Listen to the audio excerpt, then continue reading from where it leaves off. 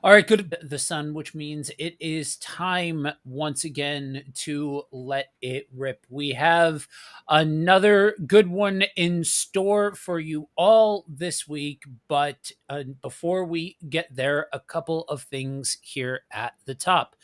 Wherever you may be tuning in from this morning, we want to hear from you. So there is a gimmick wherever it is that you are tuning in from called the comment section.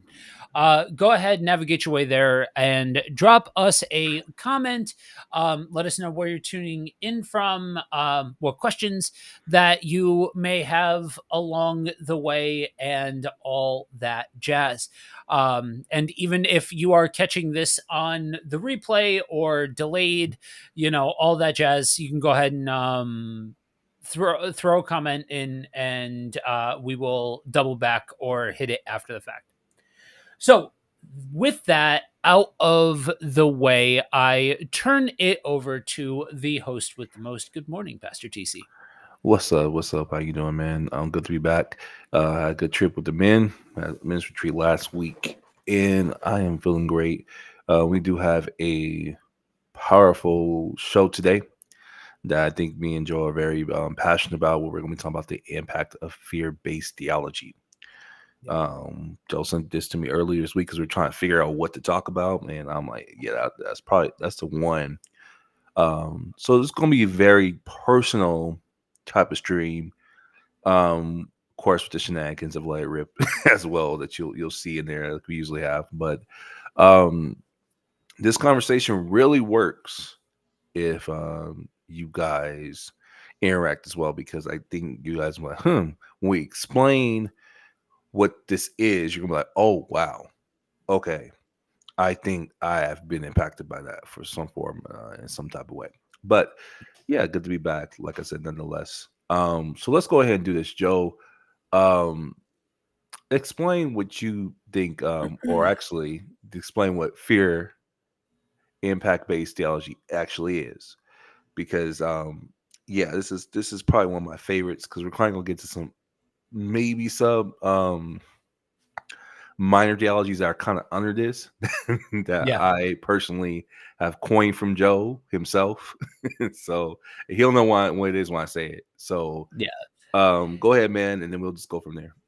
So fear-based theology at a base level is any theological stance that is born out of a place of inherent fear. And the thing about fear-based theology and why it's so prevalent to talk about and so applicable to such a wide variety of types of theology or subject matter or situation or circumstance is, man, when you're talking about something like fear and fear being a driving force, you're talking about an emotion and mindset and stance and position, a wholesale orientation of the whole and complete person that is going to involve that unique whole and complete person, thus giving the fear a unique flavor, which means the theology based around the fear, again, has a unique flavor to it. So I will double down on something that T said. If you are looking at this and you say, oh, no, says me, this doesn't apply to me, I'm not afraid of anything. Um, Ashbed, Ashbed, and take a minute. Understand that fear is an inherently human emotion, Hmm. and be willing to authentically step towards this topic, because while it might not be any of like the major temples that you would automatically think of that involves your particular brand of fear-based theology, most of us in some way, shape, or form, I've yet to meet the human who in some way, shape, or form doesn't struggle with this. So for me, a big flavor of fear-based theology, when I first had my come to Jesus moment, I had a lot of conservative voices Mm, around me, and it was all very presented. Hyper conservatism at the time was all usually presented almost in like a, hey, why don't you get this, dummy, sort of approach, mm, like, oh, this is just common sense, like this is just the way to be. And so some of that was were parts that I personally had to wrestle with. When I started moving away from that was where my control issues really started to become more and more evident. The more time that I spend with God, my control issues became more and more evident. And that is where some of this idea of like falling into going a bridge too far, you know what I mean? Like, oh yeah. for me, I think I've hit the point of it's easy for me to take the paradigm of God being angry or not being with us or for us or whatever, or doubt or whatever, that taking those concepts and moving them from one topic to another, because it's not so much dependent on the topic as it is dependent on, because of my control issues, I then turn around and can misappropriate adjectives towards God, if that makes sense. Mm, yeah. Yeah, yeah. Feel what you're definitely putting down. I This is interesting because as I was thinking about it. First off, the word fear in itself has a very, how can I put it? It's very easy for us as Christians to just dismiss it because we're not supposed to have it, right? Yeah. And so in theology itself, you're not supposed to have fear. God's not Mhm. giving you a spirit of fear, blah, blah, blah, blah, blah, right? All the scriptures. And those scriptures are powerful. So it's not like I'm, poking at them. But Right. there's this illusion that you're talking about that, yeah, we're not supposed to walk in fear. So therefore fear is not a thing. I often think about my experience and my testimony when it comes to anxiety because I didn't realize how much fear ruled my life. Um, just as a regular human being doing life, but also in my relationship with God. Because Right. again, both of my realities were this, and if anyone's ever heard my testimony, don't cringe too hard, but it's my story. Mhm. So being an African American man, especially a millennial African American man, Jari knows what I'm putting down with this. Yeah. Because I even think, truthfully, if I could probably take color out of this and be like, I just think these are how men thought, period. The reason why I do bring my race into this is because, um, okay, let's put it like this. America in the 90s to, I would say, early 2000s, things like anxiety and mental health were supremely frowned upon still.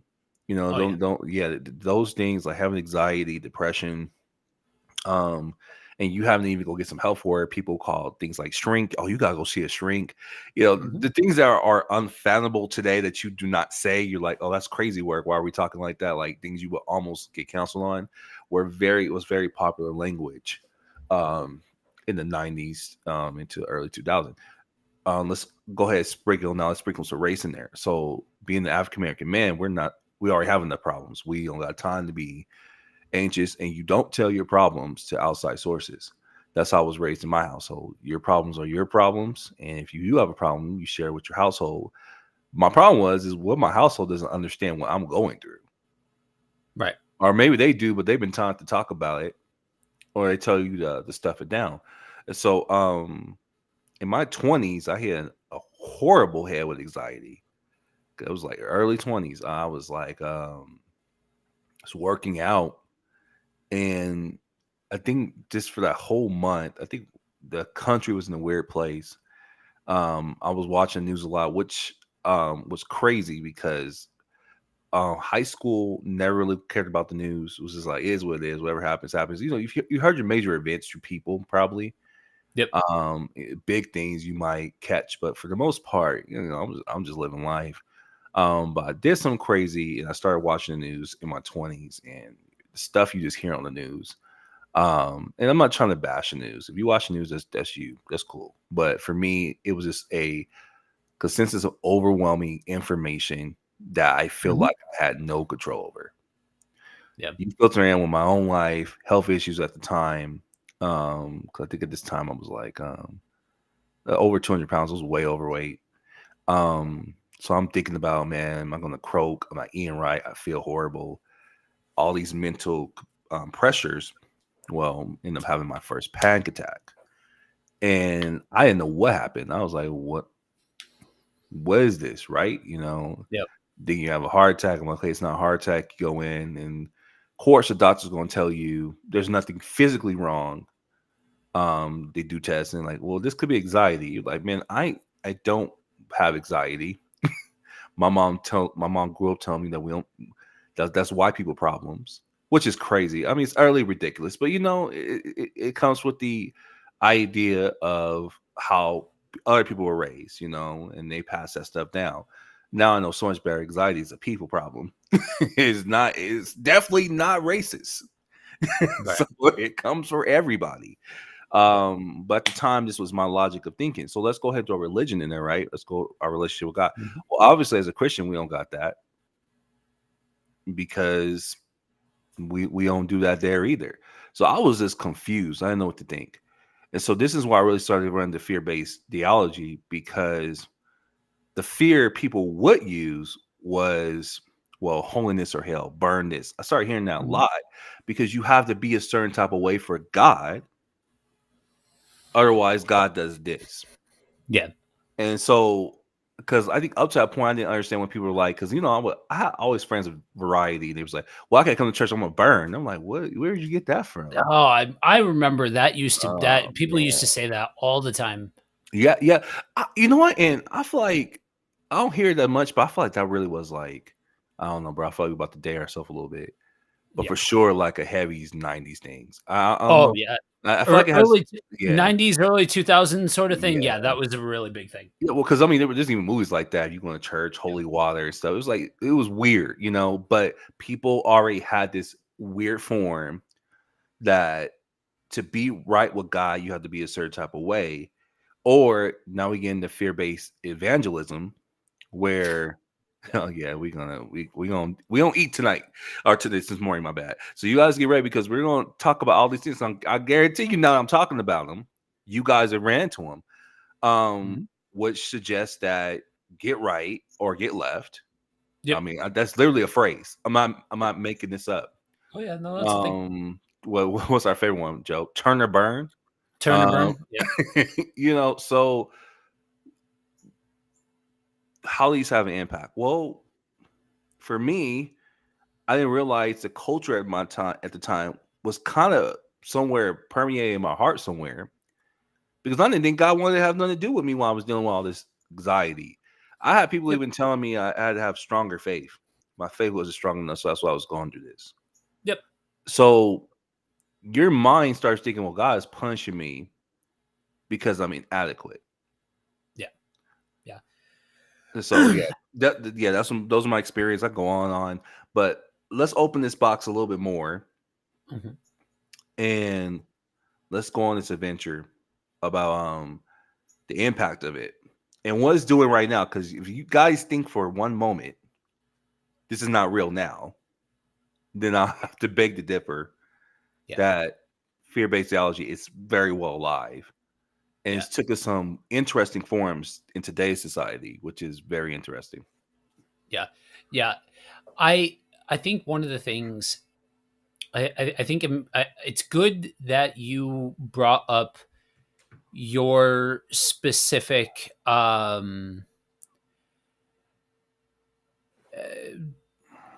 John, we've got What's up, a John? comment here. John says, "Morning, brothers. I'm eating. Don't know the topic, but I don't see Anthony. Yeah, Ant's not going to be with us this morning. It's the two Yeah, of. I mean, technically, there is an Anthony on the show, right. um, but yeah, it's the two of us this morning.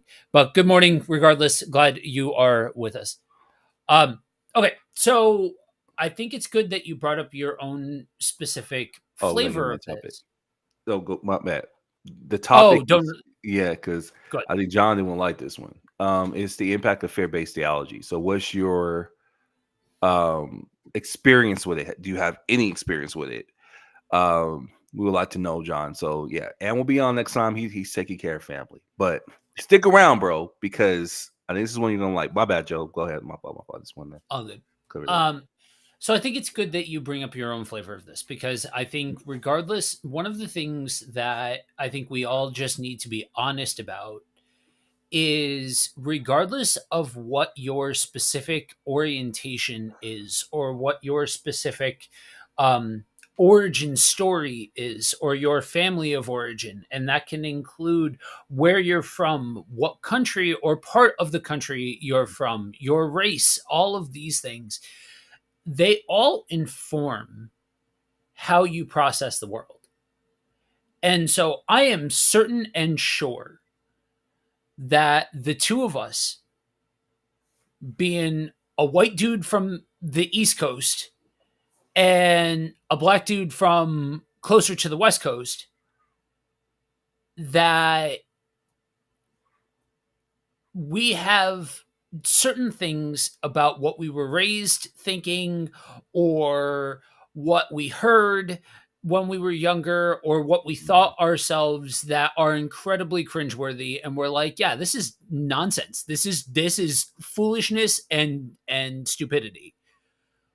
But when processing a topic, we need to be honest and authentic about what informed the topic along the way. And so I think that's a good thing, to speak to those things that inform them, because I think along the way that can help us, and I think that can help us as people talking about it, but also us as listeners.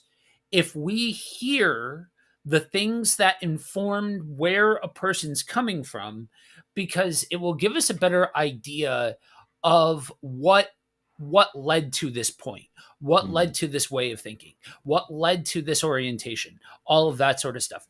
Um, I think that as long as there's going to be fear, there's going to be fear-based theology.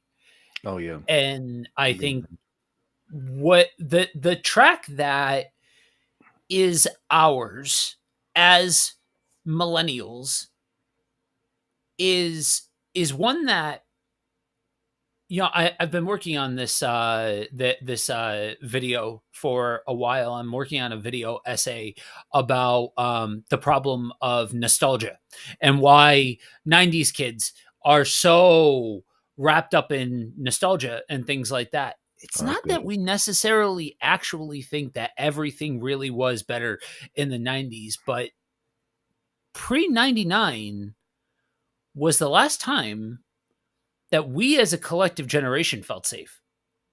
Mm. Let that sink in. Columbine happened in '99. Mm. Okay.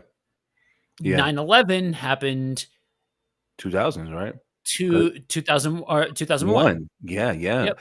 That was quick because we were just watching some on that. Yeah. And then in between there was Y2K, where legitimately people thought that the Yeah. end of the world was coming. And there was and all the while, simmering underneath the surface, and whether or not you were a Christian or not, there were still after effects of the post 80s, well, post 70s, post 80s purity culture of, you do these right things, you live this right way, you focus on being pure as a sign of holiness. Mm.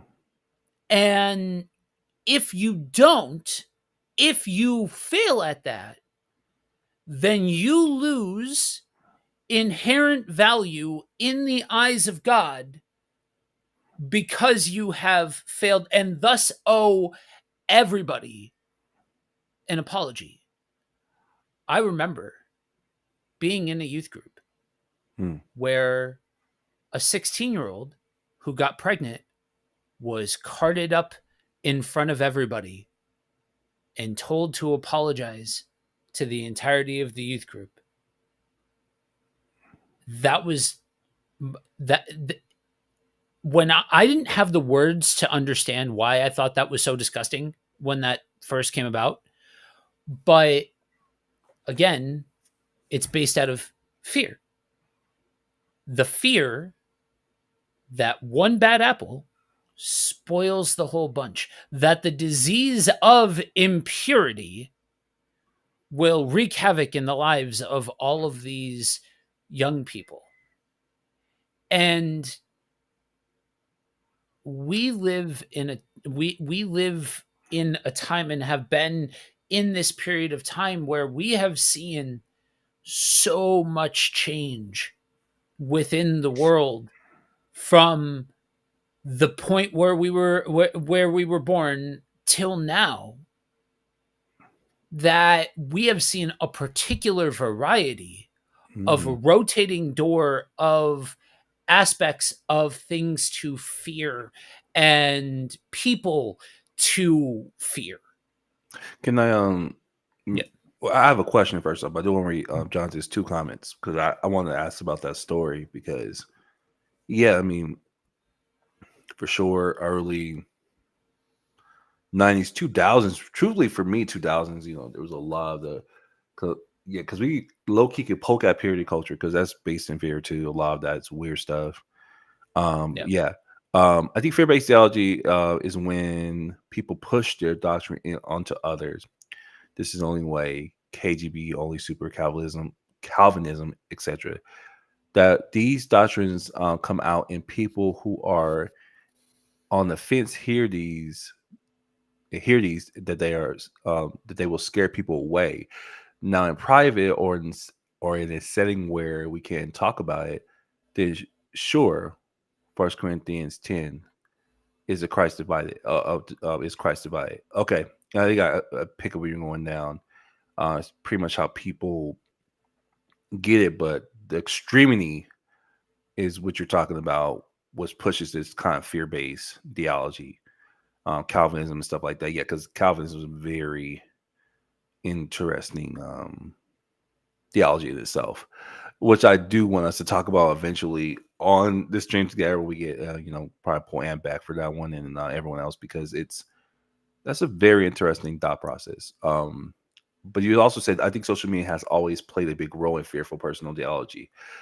Because I would say media, because media is a big responsibility. That's also talked about earlier. A lot of Christians don't think to speak or live and walk because of fear of being canceled or losing friends. Yeah, because there's even social construct fear, and that's what. Thank you. Oh yeah, Romans 1:16 again. Yeah, good. Okay, so since you went to the social part, I'm gonna go back to Joe's story because I wanted to ask some clarifying questions. So this young lady a leader, or was she just got pregnant and We they just got saw? pregnant. Yeah, that's about right. Yeah. Yep. That's the circles I grew up in, and yeah, so social, yeah, that was really big, um, in most churches is that if you got pregnant young, but I wouldn't even say let's expand it outside of church. Teen pregnancy was a big deal in the 90s Yeah. because it was happening, but people did not like it was happening, And then and the wild thing yeah, is reality TV took it and celebrated it. oh my god, yeah, man, That was the most fascinating boomerang effect. And that, like, because we're obviously going to see in a modern context, like if you look at our generation and going forward, you are going to see a downtick after yeah, the teen mom generation. You are going to see a downtick in the amount of people having kids and yeah, all of that. But it really was like this weird rubber band where you were worried, you were warned about, you stay away, you yeah. don't go with fast girls, you don't Oh yeah. you those girls are just trying to seduce you and all of that, like, or turned into objects of sexual fixation by TV. You look at Man, any of these old man, TV shows, and you definitely know which characters are set up to be the object of affection. oh man, I mean, it was heavy, because that was the it girl. Yeah, I'm gonna say girl because for some reason the young fathers who were in the same bracket 16, oh, they were very literally highlighted, which again goes to we talked about this on the stream before. Is there a slight divide in being sexist in the 90s in that form? Oh, absolutely. It was huge. Um Yeah. I wish I had my wife on for the stream because my wife was raised heavy in the purity culture. I was too, but I didn't grow up in church. I don't shocking, right? I didn't become a Christian till like 14. And my mom didn't push me to go to church. I did those things on my own. So um I my parents were not deacons or pastors or whatever. They were just, hardworking citizens, and my mom decided she wanted to get her life right with Christ and went back to church. So a lot of these things that a typical American household goes through, being Christians, being raised in the church, some of those things that kind of slipped me, which I'm kind of grateful of. I ain't trying to be like that, but low key I'm kind of grateful. But I was still here. But my wife, on the other hand, grew up in church, so only thing she knew is you didn't have sex until you get married, because if you did, yeah, it was severely frowned upon. I Yeah. think the most fascinating thing I thought about, because I met my wife when I was in high school. Now we didn't date until college, and that's a story for another day. But her sisters were always beautiful women, but this was the age of, we're getting now into the 2000s, where you got things like apple bomb jeans and things like that. And there's some beautiful African American curvy women. I'm just saying, my wife is a banger. She's beautiful. Okay. But it always has been. But I remember talks in the church where I would hear certain things and say, well, be careful with her. Like, Mhm. why? Well, look at the way she dresses and this, like this. They even coined my wife, which now kind of pisses me off. Now I think about it. So, wow, I never thought this would make me mad. But my wife, that was a time where leggings were a thing, right? Because remember, yoga pants and leggings were like becoming a thing.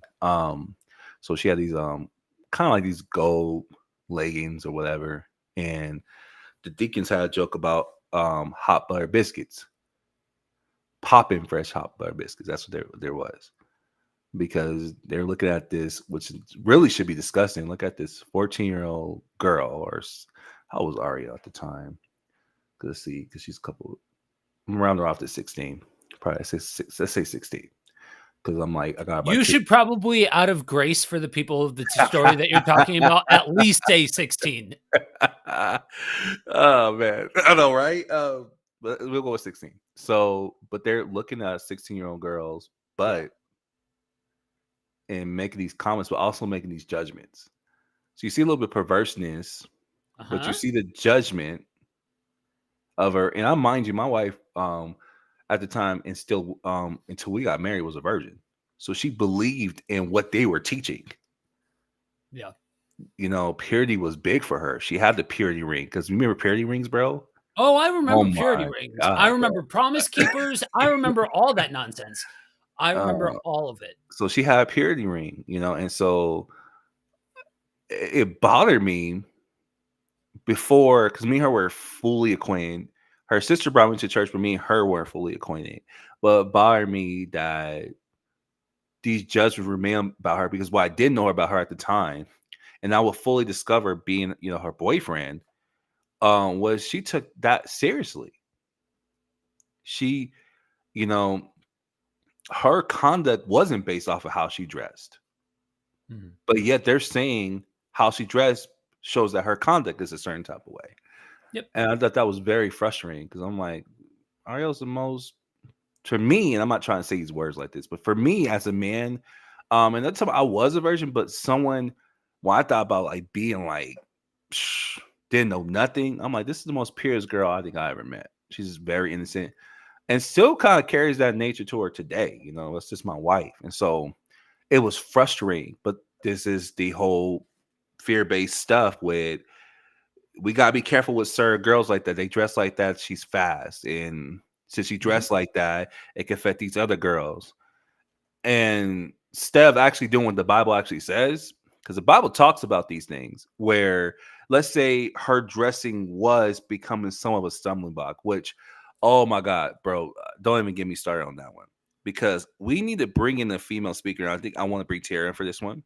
Mhm. But just the way we objectify women in the church, but at the same time, we won't.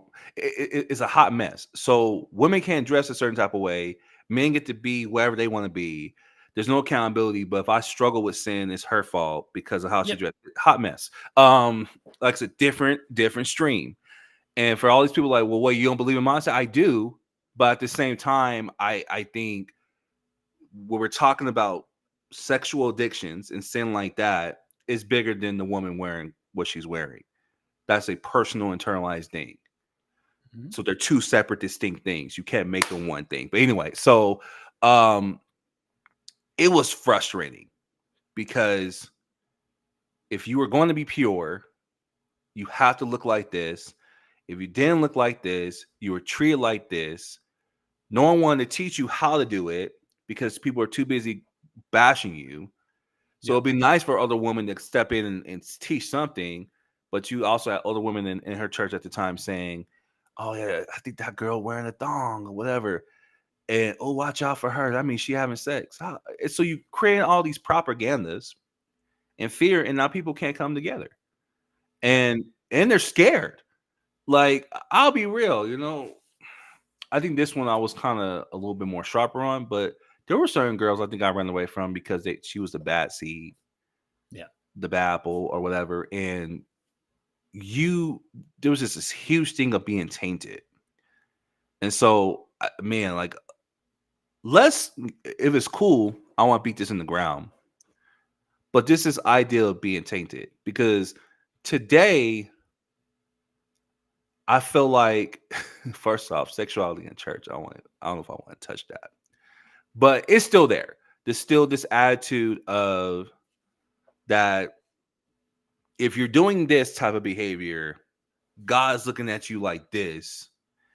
Don't associate with this. Don't be like the world. Pull away from the world. Yeah. That type of jog. You feel what I'm laying down? Let's go ahead and talk about that. I want because I know you probably have a whole different experience, different world, maybe same world, but I want to know what your world is on that. Um, Hang on, I believe someone's making these comments, and then maybe just maybe. Wait, did I Yeah. miss? We've got one more comment. Did I miss one? Was it this one? Did I read it? I believe that if someone is making these comments, Okay. I don't want to put the script, but the church doesn't welcome the homeless a lot, and the laws and mental illness people don't feel welcome. So that's a fearful doctrine. Yeah, we yeah, actually started off talking about that, and yeah, I think these are yeah. I thank you because I think these are today's problems. yeah, yeah. Which were Where we're yesterday's at problems. right now Yeah, is where kind of where we came up, how we came up, and all that jazz. This is definitely the direction that we're going to be heading when we get yeah, into the modern context. yeah. Because this is definitely for sure the modern problem. Because like our stuff was so weird, bro. I'll just it's the best way I Yeah. put it. It was just like looking at it now, it was weird, but it was so important. Like Right. you were a virgin. Women didn't have sex until they got married. Yeah. Um, Men definitely. It was weird because we really, I still feel like men really weren't taught about sexual purity, Yep. but what you were taught about is men are successful, and if you're not successful, if you're not taking this serious, then you're not this, which brought some fear because we're a part of that culture that as millennials, we were taught that, well, for one, college was the way. If you Yep. didn't go to college, you're a failure. Yeah. We were right we were right before the big boom of accepting more trade schools, different things like that. We were also part of that generation where military post 9/11 military propaganda, Mhm. if you ever go back and watch commercials from the 2000s, and just sit back and watch just the incredible amount of propaganda and who they were marketing to. They were marketing like the military to young teenagers, trying to get them all riled up and all of this. And so being successful was either you go to college and you get this big high paying job, or you join the military. Sorry, John. Yeah. Left But him. I think, Yeah. but I think the Gen Xers, came before us, and you saw some of this stuff already taking shape in their generation before it even hit ours. I would say that with the advent of technology and the progression of the world and the events that basically took away the perceived safety, because you got to remember, before Columbine happened, people were woefully ignorant, Mhm. like woefully so. Like this stuff couldn't, like, the reason why Columbine is so impactful was the first time that people saw that this thing was a thing, that school shootings were a thing. Like they happened before that, but this was like big. And what did they do immediately? Metal music, video games, all Oh, of that stuff. That was those were all the things that were blamed on the things that tainted those two young men to do what they did. Rather than talking about things like mental illness, we needed to blame a boogeyman. And when you look at, to go back to the turn and burn thing, and kind of because what the whole purity culture thing is just an offshoot of turn, yeah. turn or burn. Mhm. And for me, I grew up around it. I just, and more of the experience that I had that actually affected me was just the fact that, like, when you talk about the level of uh gender inequality that was taking place, like sexual objectification that was taking place, and just the fact that there was this undercurrent of, in a again, a post 9/11 world, when you're now a teenager and, like, starting to form more concrete thoughts about the world. There it was this undercurrent of the good conservative thing was the thing that made America strong. And Mhm. that's what we needed to do, was the good conservative thing. And it was just a new coat of paint on something that had been happening over and over and over again. And even when guys were pulled in to talk about the sexuality stuff, it was always oriented around stay away from Mhm. temptation, blaming it on women and what women are wearing or what women are doing, or things like that. They were 100% oriented to be the problem in all of this. And it's this idea that you don't want these women, the women that wanted something other than be a good submissive housewife, you don't want them tainting the men and Yeah. turning them away from being strong heads of household and all of that sort of stuff, which is a phrase, head of household, that I have a particular umbrage with, because it, for a lot of reasons, for a lot of He knows I reasons. found because he knows I know. But Yeah. this the just to if you guys are wondering, I I feel you because I think it's one of those things that are just weird tiling. Because I don't see a biblical phrase for that. So but me and Joe already had this conversation. But Yeah. can I say something real quick just to kind of back up a Yeah. little bit? Because you were talking about the whole Columbine situation, and man, I'm rocking with you, John. You know, I'm seeing these comments. I ain't trying to make you feel old. I'm 78, baby. Oh my god, I'm 78, baby. That's crazy work. That's nice though. That's nice. A's was dope, bro. I also talk about Columbine that some of the people unalive because they're professional. That was crazy. Yeah, I think, but even again, not to point at that. You know, for one, we praise God for our sisters at that time who were brave and who took a stance to, to profess Christ no matter what the situation was. Like, it's a powerful story, but even that was used as a fear-based thing because a lot of teaching I heard is that if you don't profess Christ at the right moment and you got a gun to your head and you get scared and you say something Yep. else, then you're going to hell. Fear Yep. based again. So Yep. it's like, so I'm not supposed to have no fear if someone has a gun to my head. Like, what is this? So yeah. Good morning. Good morning. I see you. Uh, Um, and even with that, so I'm particularly you want to get labeled a weirdo in high school, do a report on Columbine when asked about doing a like a world event sort of thing. Do a report on Columbine. You'll get labeled a weirdo very quickly.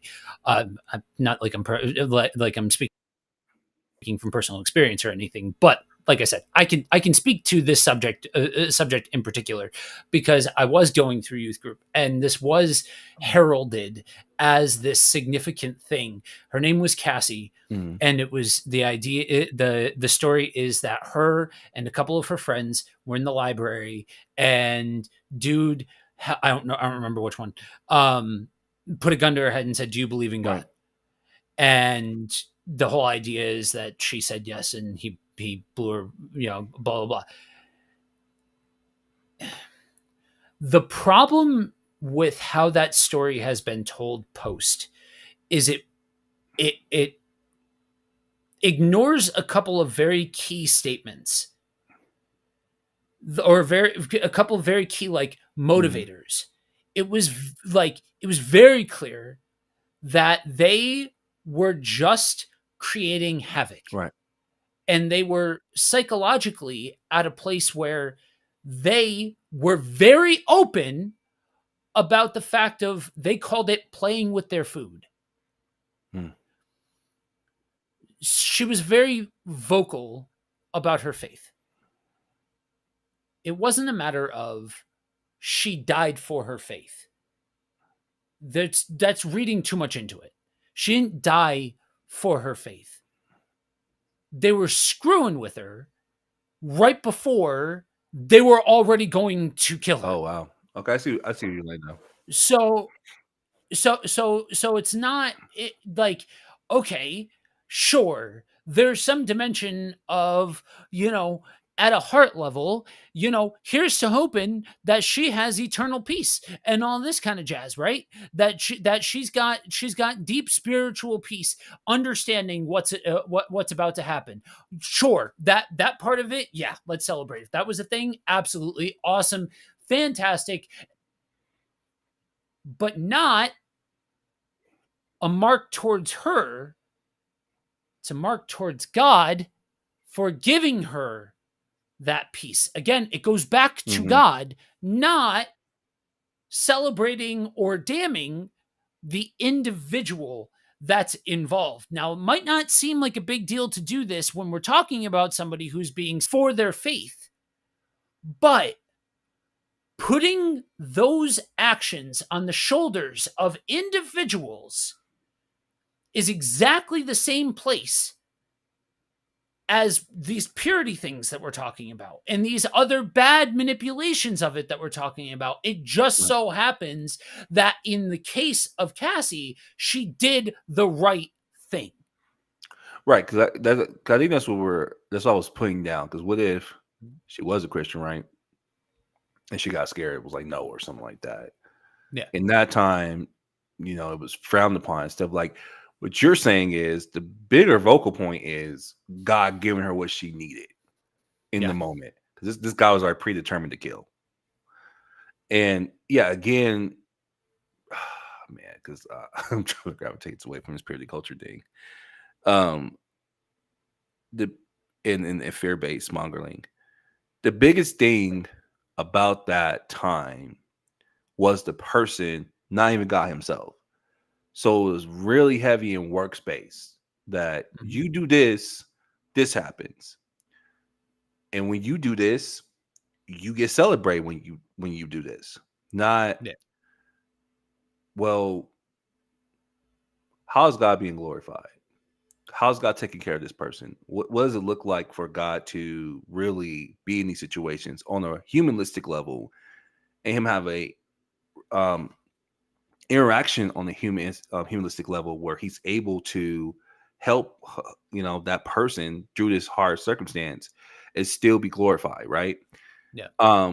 They will use words like that's glorifying God, but looked like if you just step back, see you're not a Christian, it looks like, well, that person's being glorified. And like I say, Right. and I don't know where Joe was going with this. We're not definitely disrespecting Cassie, powerful story. God, we grew up hearing about her story. Yeah. Um, but at the same time, the bigger focus that we're shining the light on is what God gave her, which is Yeah. peace. Yeah. What I take out of the story is that when you're faced with insurmountable odds, God will give you what is needed. For her, it was peace. Whatever you might be going through, God will give it. And that's what is powerful about relationship with God is that God doesn't leave us nor forsake us, Mhm. no matter what the outcome of people or whatever it might be. Yeah, Um, and yeah, that's exactly it, like, viewing less it's less about I think so in some ways she got made out to be a martyr, yeah, and she was not a martyr, but if we look to what God was able to give her in that moment, that's the beauty. And then when we look at the hope of salvation and we understand that God's ways are not our ways, that we it's not our job to figure out who's made it, who's done enough, who is accomplished enough or fits the criteria, that we are just called to love God and love others. Then moments like that, when we're looking at the lens of antiquity, it's a lot easier to find God in these things when we're not so focused on the people involved. yeah, absolutely.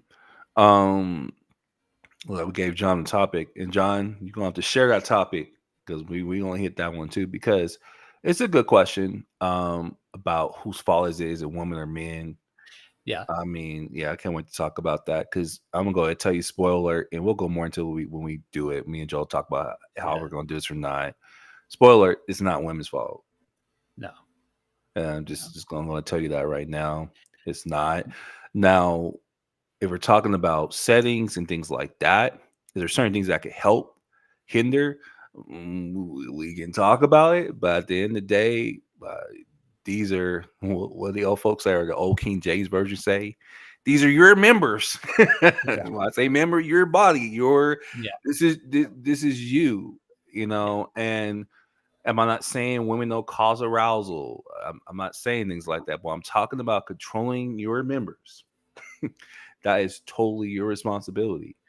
Yep. Because I'll put it like this: a woman could be wrapped in the thickest coat of ugliest sweaters with peanut butter in her mouth, hanging and drooling from there, and a man will find something to get aroused about. So, is that her fault? Right. Okay. Anyway, so we'll talk about that when we talk about it. I want to circle back. I already know it's not one's fault, but oh yeah, it's a good conversation because I do think, man, I think what people could find is that's why I want to really bring a woman host on Mhm. is if it's done right, you'll find some beautiful harmony, excuse me, and then you'll probably will find some breakthrough moments where it might help you. But as long as the finger's being pointed like it is today, because even the whole red pill concept is just crazy. Which my bad, Joe. I apologize. Joe's like my timeline is flooded with that crap. Down, you said my fault, man. Because even then, that's the problem. Yeah. And do I believe in roles and women roles and things like that? It depends what you ask me in the perspective of it, because roles are kind of make me feel some type of way. Because again, to keep in the vein of this context, we're raised that this equals this does Yep. this. Yep. And if we see anything in society today, it's not so white and black. We don't even have the same infrastructures that we had a couple years ago to do what equals what. Right. So, like, well, what do you mean by that? Well, man works hard. Man works hard, gets a high paying job, takes care of woman, blah, blah, blah. Woman stays at home, cooks meal, blah, blah, blah, and takes care of children. Well, that's great if if one could actually do that in an economy like this. Woman and man both got to work to take care of a one bedroom apartment. I don't want to go there. Okay, so let's circle back to you were talking about Columbine again, and you had this thing where you're talking about video games. And the reason why I want to talk about this is because this is still very alive. Um, and it's funny because I get to finally talk about this because the and Joe has want to use his language, but in my relationship with God, I'm very, very vocal about God's communication with me. And so I'm gonna say it this way. I didn't feel led to make this video because I was gonna make a video about um God through gaming, because that's what my platform is all about. Is I play games, I just talk about God, I talk about real stuff, I talk about how to grow in relationship with God, talk about vulnerable things. I stream a lot. I do a lot of stuff in the video game community. That's just my thing. Some have dubbed me. I've dubbed myself the gaming pastor because I pastor in the gaming community. So, needless to say, I decided I wanted to. While I was doing my last channel, because I got rid of my last channel. Um, as a YouTuber, I was just trying to figure out what works, and in that point, I was looking into well, what could kind of get me there. I'll be honest with you guys, I was trying to like find a breakout video. I'll just be real with you. So I was looking into a lot of the god gaming stuff, and it's really scarce first off on YouTube. But what you do find is you find two extremes, which is crazy, which I'm praying to actually kind of overcome, which is a huge responsibility. Um, the first extreme is that if you're looking at this in the Christian lens, because both of these are going to come from a Christian lens, kind of. I'm just not kind of, they are. Um, is that should Christians play games? Like if you typed up on YouTube, you're going to find, I would say a handful of videos, not a plethora, but you'll find a handful of videos saying you should not, or it's almost like people are like scared to say that God can exist in this realm. So there's Right. a lot of pacifying. Put away childish things. Oh yeah, you got that one. I'm about to touch that. 'Cause I saw some guy I'm able to talk about that Yeah. one, and you about to see me kind of get on my stick a little bit because that Oh, one. oh, I know. For as much as T knows how to trigger me, I know exactly how to trigger T too. So, oh yeah, should Christians play D&D? Yeah, absolutely. All of See, that. now you're getting into my Right? territory by See, asking about that. all of that. So, had a video I was watching that said that yeah, you shouldn't play because video games are violent. Look at the Mm, statistics of this, and yep. school shootings that are happening today come from Uh-huh. Call of Duty, and the statistics point this, and there's a mental instability Right. when you play these games, and you're so disattached. And so, as Christians, because this is how they try to bring religion into it, we shouldn't be doing these things. No, we should be trying to find different ways to spend time. Or if you do play it, only play it a little bit. Don't let it become your god. And it's just like, all right, bro, cool. Yeah. And the funny thing about those statistics are supremely outdated and inaccurate because you better believe And I looked at inaccurate.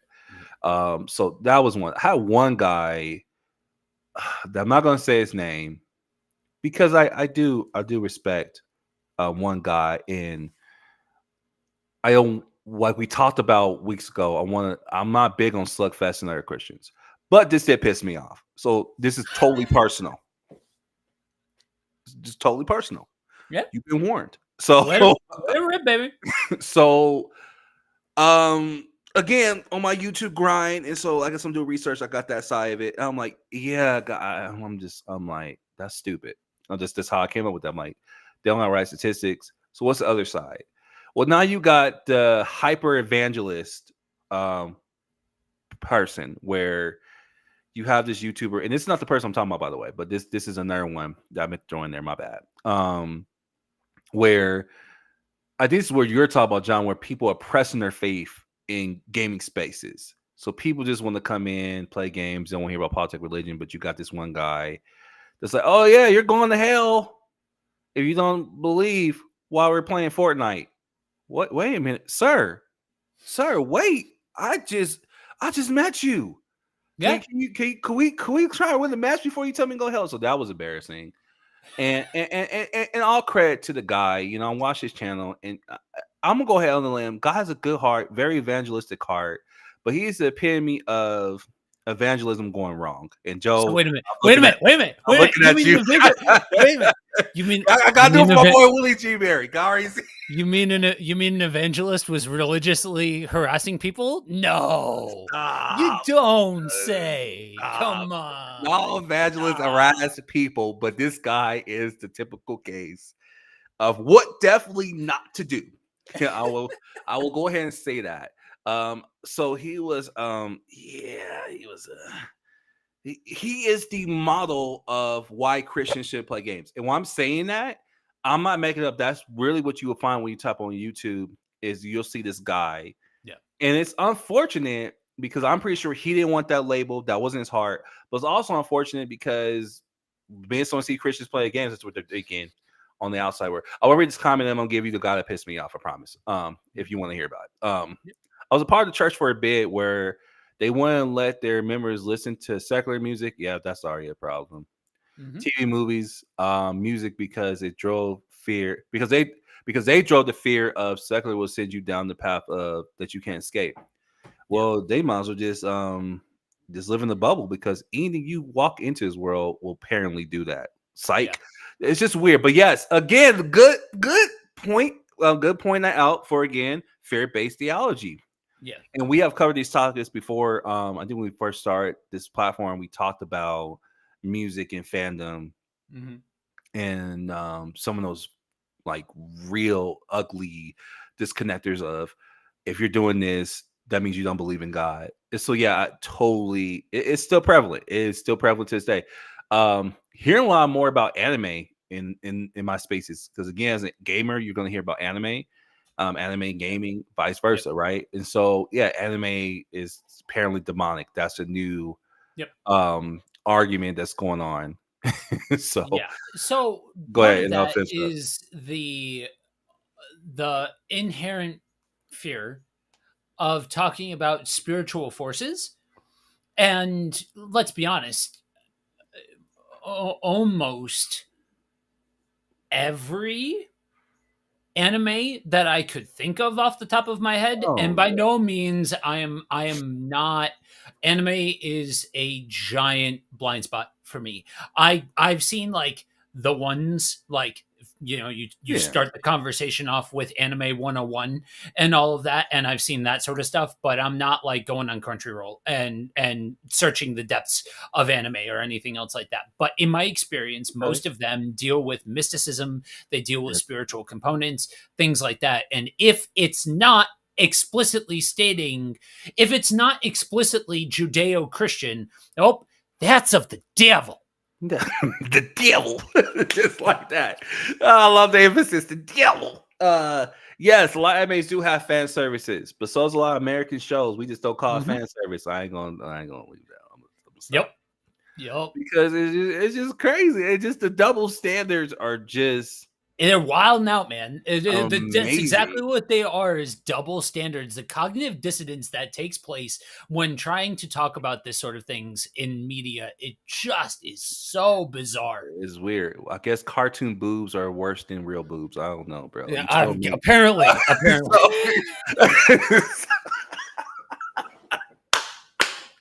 I don't know, man. It's just I'm sorry.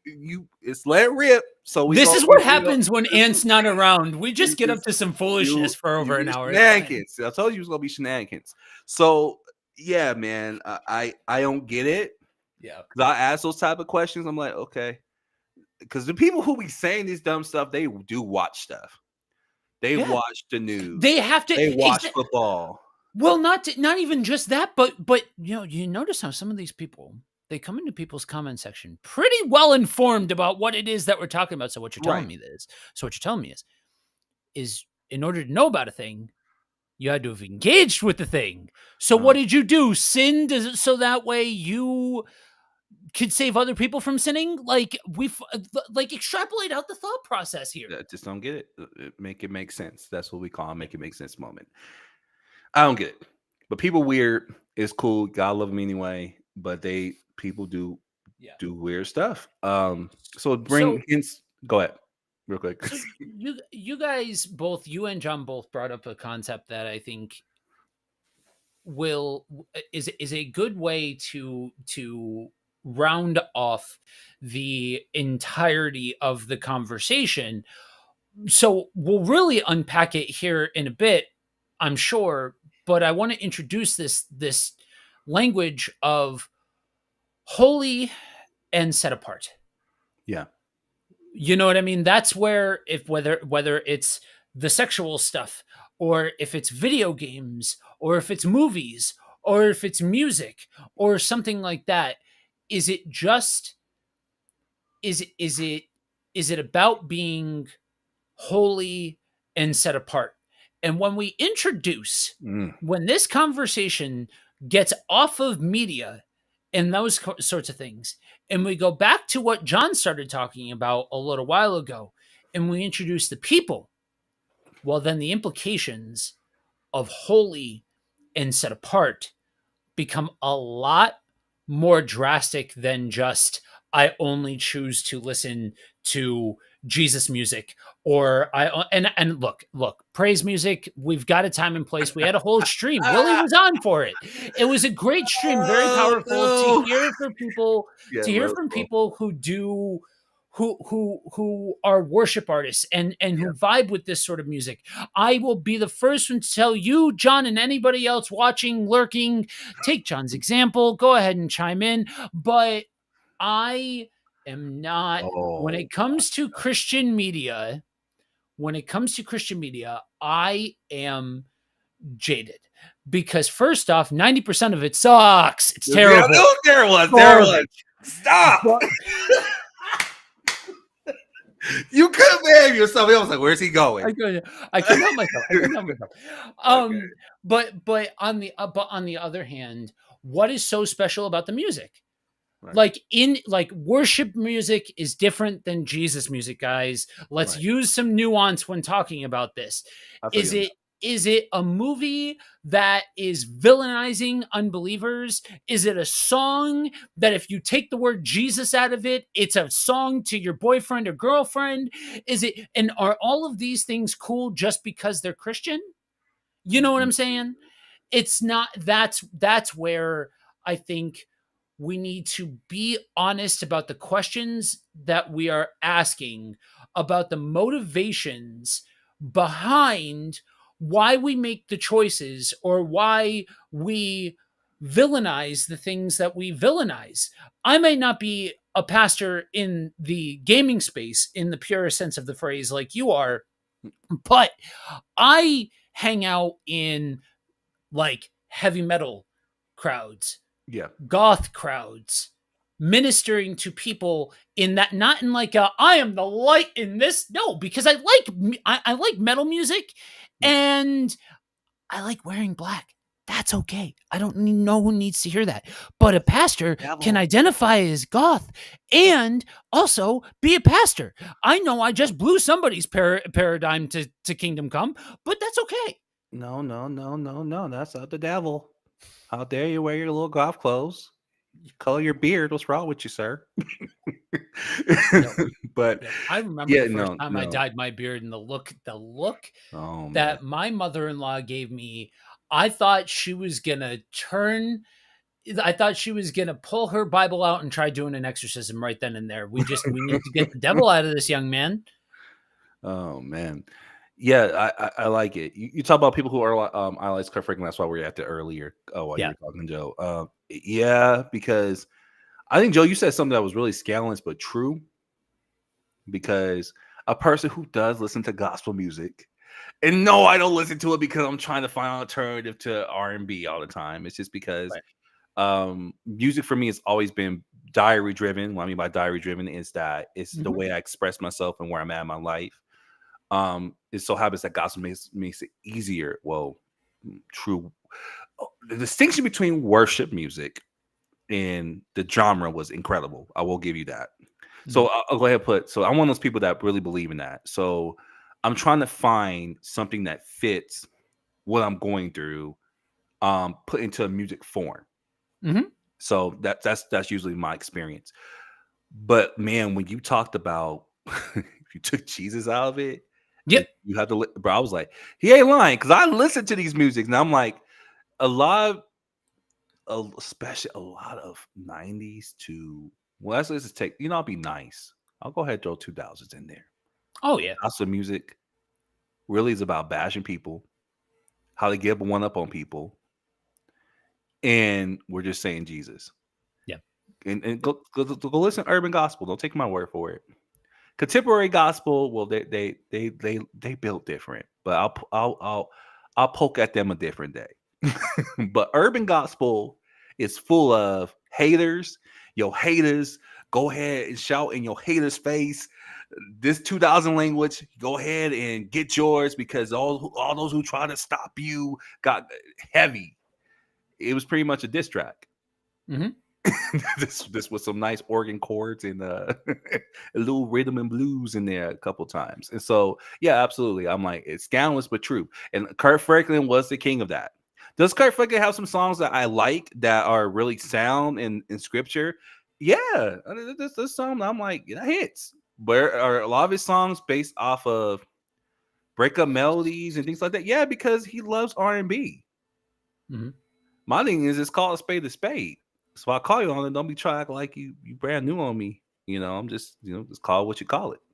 And so a lot of that had that. See, this was one guy I went to private university with, and he dropped a Christian rap album. And wow, he should have stayed with his date. I think someone whispering is there to get money. Oh my god, bro! I should listen to Flight Leaf. Oh my goodness, bro! You gotta do that, man, like that. But no, for real, I think. But then that's a whole different conversation about being honest with each other, right?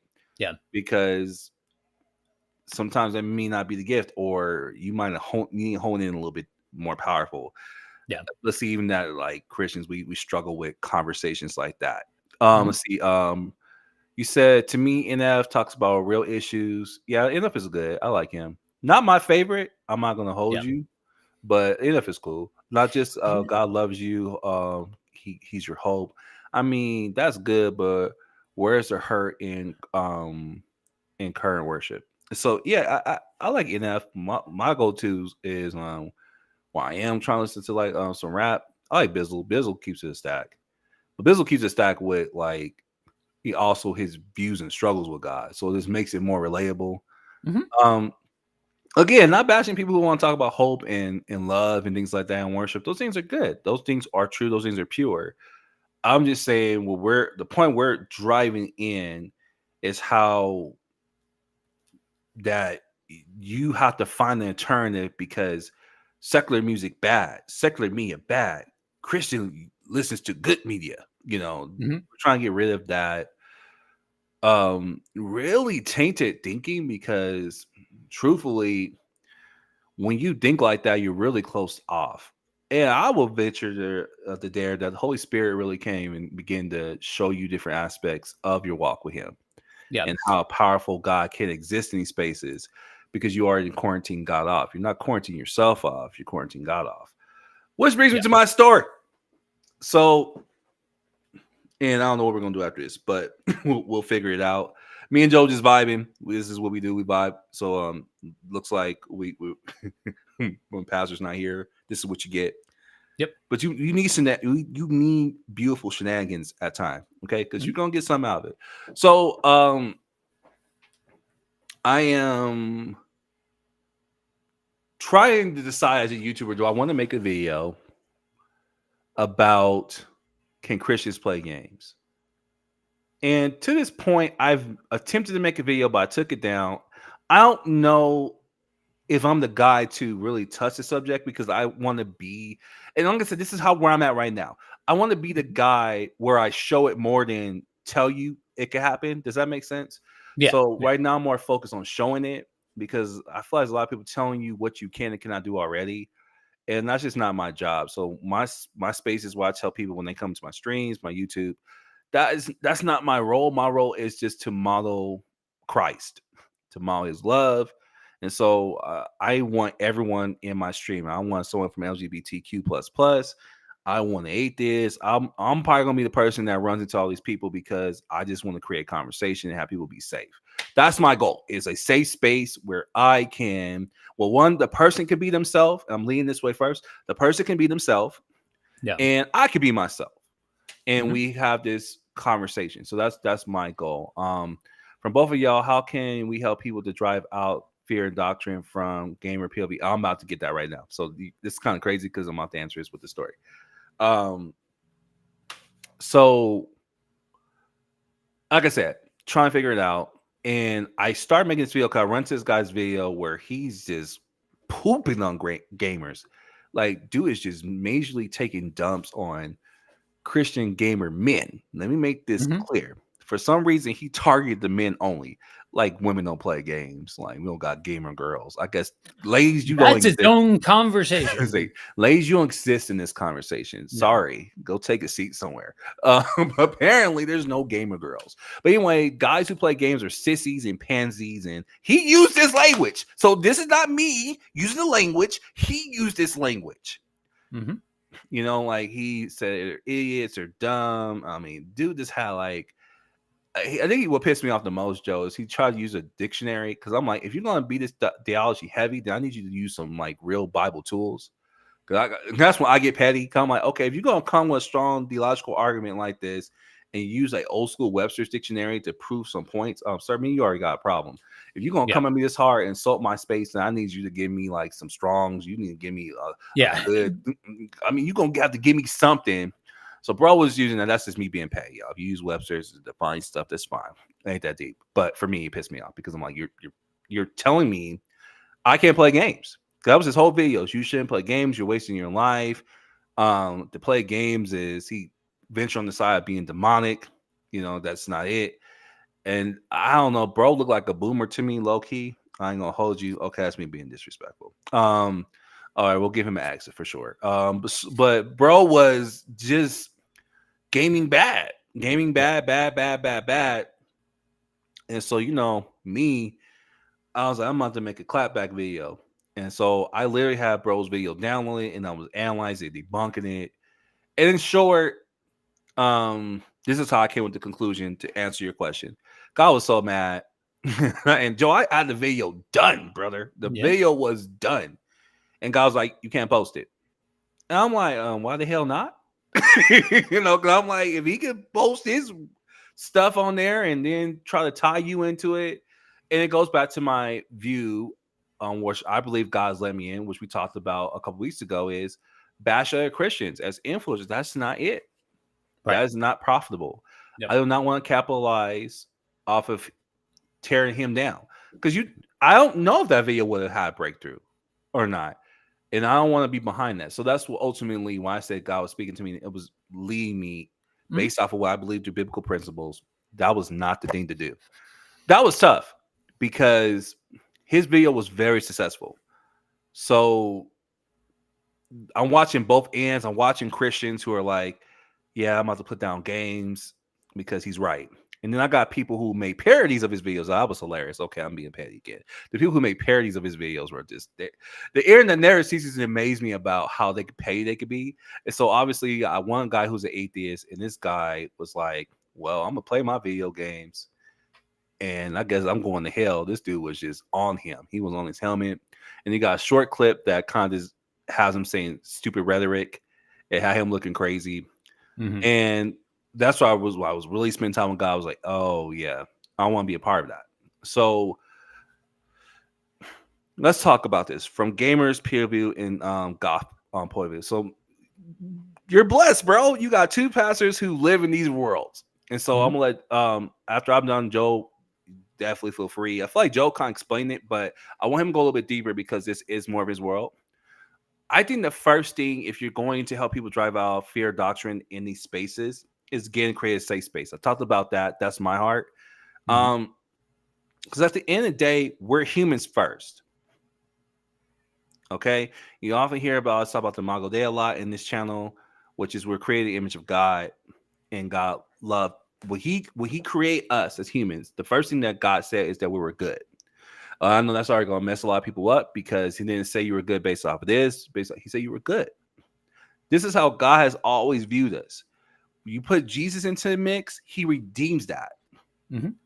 So the things that were broken and flawed, God made right by his son's death, right?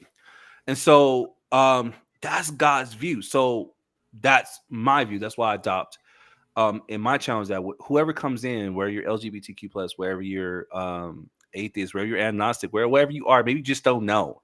Maybe you just tired and you just want to play a game. It's creating a safe space. Because when you create a safe space, you automatically begin to drive out people's fears and insecurities. Because Right. people are already going to come in with fears and insecurity. I hate to say we live in a broken world. So a lot of times people come in guarded already. Yeah. So the crazy thing I always discover in my community is there's people watching my stream not just for the first time, Mhm. but for the first couple times, and then they're like, "You really make me feel safe." I just recently, and I was like, I really, I'm like Joe. Me and Joe have this in common. I really don't like blasting successes and things like that. I really don't Yeah. get down like that. But I will go ahead and share this. Joe knows and Ant knows that I've really been trying to break through on my YouTube for years. Because it's not a secret. I love YouTube and I want to be a YouTube content creator. I want that to be my full time job. I love working at the schools, but it's always been my dream to be a full time content creator. Um, so my relationship with that and my motives throughout the years have I've grown in them. I've come to a place where I'm like, God, really, I just want to see you glorified. Mhm. And if it's your will, you open that door for monetization, for me to really turn this into a business, then praise God. If not, I'm cool with it because my biggest goal is what we're doing right now, creating safe spaces, giving people information, letting people have conversations. Man, and I'm pretty sure, man, you get me and Joel in here for like another hour or two. We'll just talk about how valuable that is more than money. Mhm. So much more valuable just to be able to have conversations with you guys in a digital space and really create a place where people can be safe and be themselves. And Yeah. so, yeah, Let me pull away a misconception that some people may have based off yeah, of a couple of pretty successful people. There are some people out there that do make full time livings from digital ministry, but yeah, by and large, um, those are the exceptions. By and large, there's really not money in digital ministry. it's You not. don't get into this field for the money of it. No, Not without doing things like making react videos based off of somebody else's content, yeah, trying to stir controversy, just for the sake of clicks and things like that. At a pure and undefiled level, there really isn't money in doing what we do. no, especially like you said, the path we chose, which Yeah. is, you know, come on, you're in Christian gaming. I'll just go ahead and just leave that right there. You Mhm. know, can I be a less player at any time? Absolutely, and make money. Can I just pick the most popular game and just sit in front of a TV like in the FPS like Apex, Call of Duty, Fortnite, Valorant, all them? Yeah, but to do what we do Mhm. in the way we do it, yeah, there's not. So, which brings me in, and actually, I'm gonna get your comments real quick, John, and then I'm gonna go ahead and wrap this story up because I want to be long winded. I feel like I'm literally being that long winded pastor right now. That's like saying I'm getting ready to close, and then there's no door. But let me- I'm gonna go ahead and finish up. So, oh yeah, my TikTok, and my TikTok lives, I let everyone in, but at times I do have to meet people but I don't block them. I want everyone to feel safe and listen to the truth. This one's a tough one. I feel you because that's my heart. But I do have a rule for mines. Mines is disrespect because I feel like when you have disrespect, those are the enemies of building up true safe communities. So Yeah. I'll give you an example, and I'll use I'll just use this one since we're talking about in a Christian space. Let's say I have someone from LGBT plus Q whatever come in and they don't believe in God, but they're just vibing with the stream, and you know they're not here for that. But I have someone who's a Christian who's really avid. They're like, "Oh yeah, this is wrong," and they tell that person they're going to hell. I am blocking that person, Yeah. hands down, because that's not what my community stands for. But vice versa, if I have a person and y'all, I think y'all witnessed me kind of low key doing this here on I didn't have the power to block at the time, but Joe did it. Have a person who's being disrespectful and coming Yep. in, just yeah, Came into the comment section wilding out. Nope, not you gonna have out. that. So it is. I'm very equal. So for the Christian, yeah, I don't do any form of disrespect for whoever Yeah. you are outside Christian. I don't do disrespect. Disrespect is, like I said, a little the enemy of community. There's a difference between disagreeing with someone and totally devaluing someone. Yeah.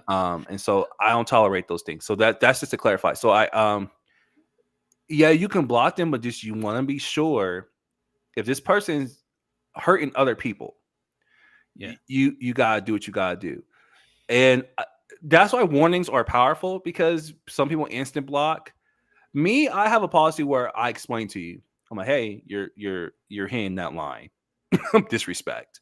Yep. And if you don't, well, my moderator will deal with you swiftly and accordingly. So I think you explain. I don't think you ever just block the block. I don't like that either. I think you explain. You let that person know, like, this is offensive. So Right. I'm gonna let you modify your behavior. I'm not gonna modify your behavior. That's your job. Yep. I'm just gonna protect the space I'm given. And so that's how I will handle it. Digital ministry is for the hard people. Absolutely. You have to have a heart to do this because, like I said, I've been doing YouTube. And let's say like a video my wife is showing me. I've been doing this for like 5 years. Yeah. So 5 years, and to sum the story up, and some of you are like, well, that's not a big deal, but for me it is. Every time I post a YouTube video, I swear I will say, man, I don't believe in the algorithm gods, but I only believe in one God. But if I believe there's like a force behind something, I'll be wondering because when I would post a video, no matter how hard I would edit, how much keyword research I would do, the YouTuber teams, all those things that we do, I would be like 10, 50 views. Yeah. I'm me lucky if I hit 100. I've hit 100. But this week I started piercing. He's ever gonna let Joe speak? Joe speaks all the time.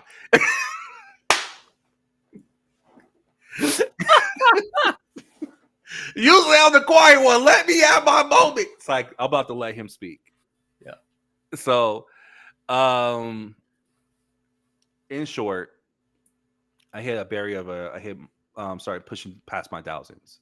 Mm-hmm. Again, with my content, like Joe was talking about, that's I'll let you figure it out. It's really hard because people, especially with gaming and things like that, Mm-hmm. they want gaming or they want Christian content. To put both these two together, such dominant niches, they don't go well. But Pearson Drew posted another video, and that was piercing as well.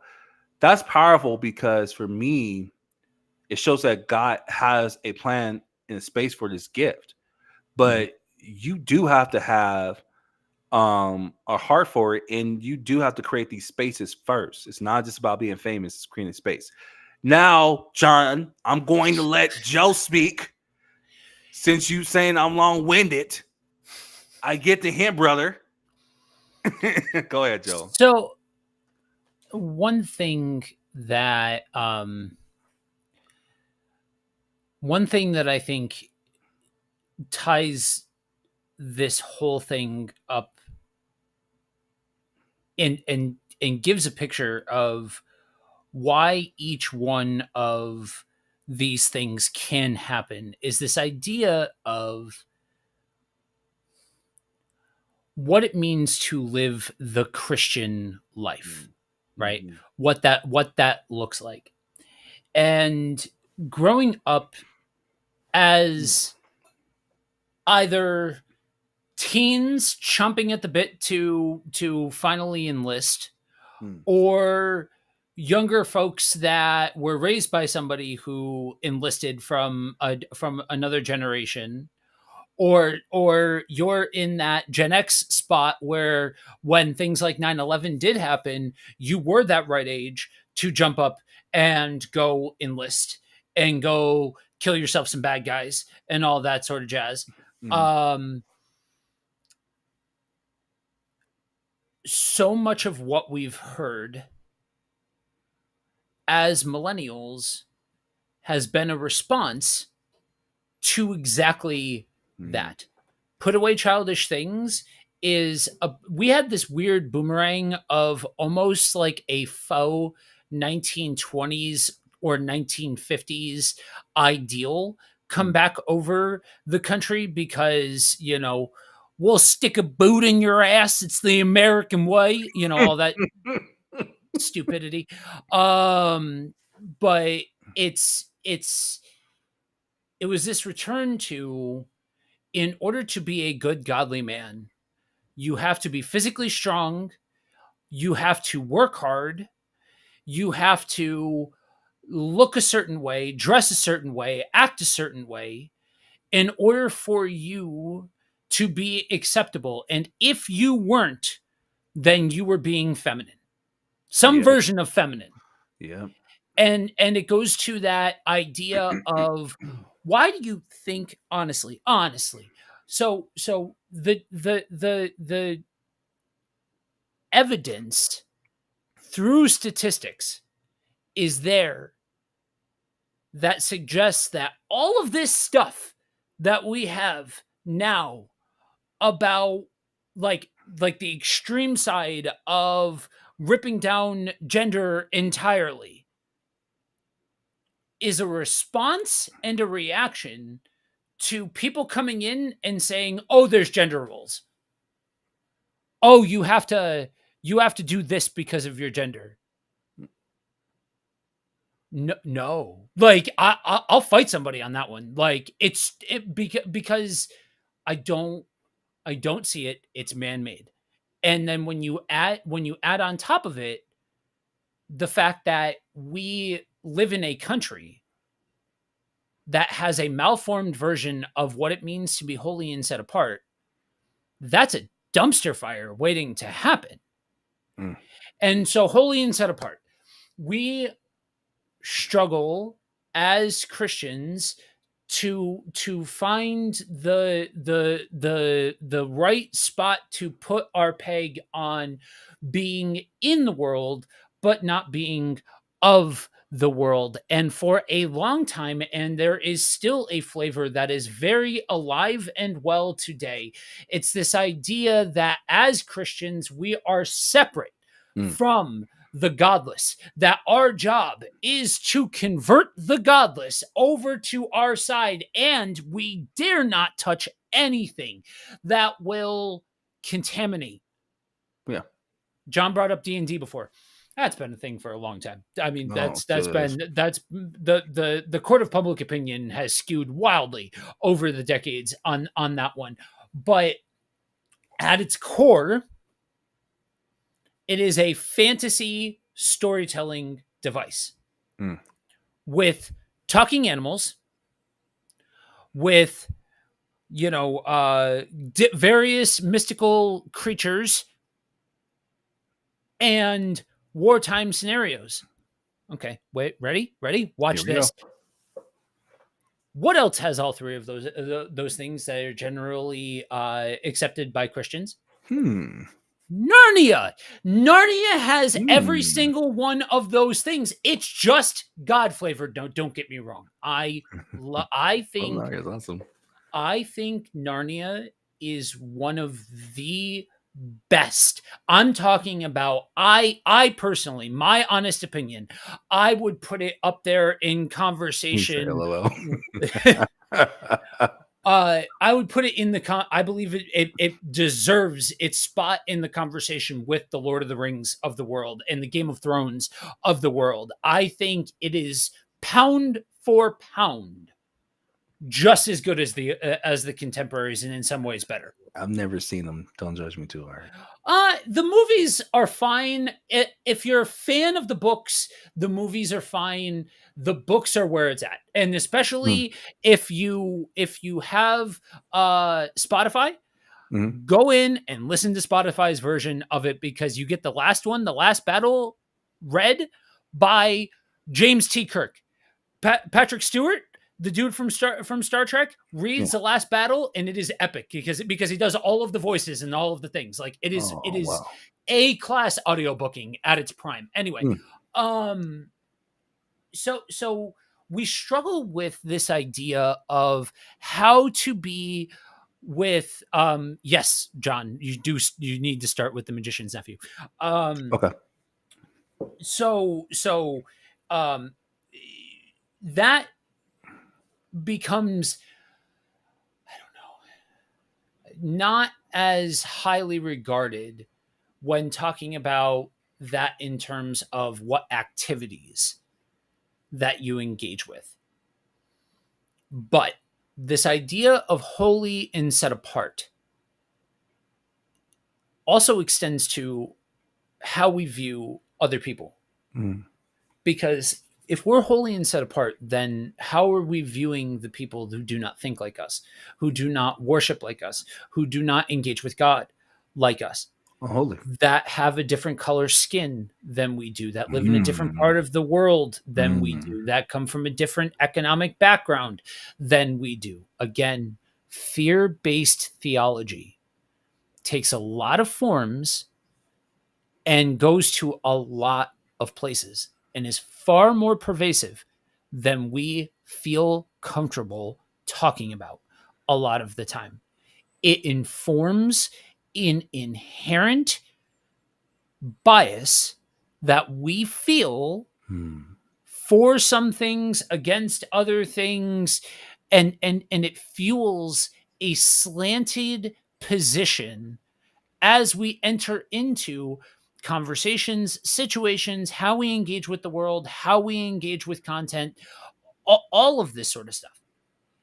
And it becomes this story of, as Christians, we dare not engage with anything that isn't of God.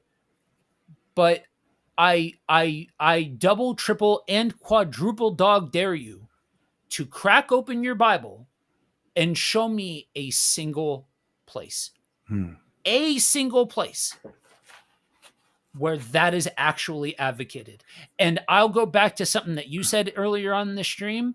No, I'm sure some instance, someplace of somebody pulling out a Webster's to try and define something in the Bible is applicable. So I don't want to say never, but uh, yeah, go with the dictionary of terms that are in the book that you're reading. Come There's on, man. nothing wrong Right. with that. That's not petty. That's asking somebody to show their work. Like, I could come through and I could sit here and say, just in Revelation alone, the amount of nonsense, and if you had no other backing to believe anything, and you just heard the nonsense coming out of that, you think that, I don't know, Jesus is a unicorn, and that, Mhm. you think all manner of wild stuff happening. But also at the same time, this is why we have a generation of people who fundamentally do not understand the Jewish studies behind Christianity Nope. and the intrinsic tie between Judaism and Christianity. We have a whole generation of people who want to throw up on a Facebook thing, make it nice and cute. I stand with Israel. Do you know what that means? Do you know what that do you know why you're standing with Israel? Past the verse.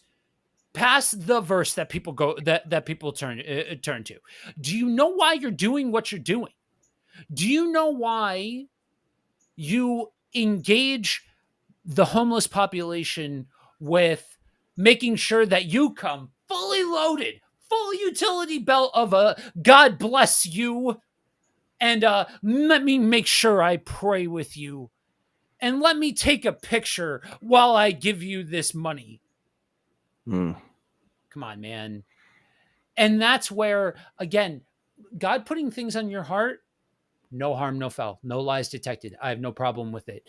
I'm just will always stand by the fact that you're going to get up, especially if you're going to get up in front of a crowded room of people and you're going to say, God put this on my heart. Oh, dude, you better be more confident in that than anything else you've ever been confident about in your friggin' life, because that's a big deal. That means something. When you step forward and say, God gave me this, Yeah, that, and that was my thing with that dude.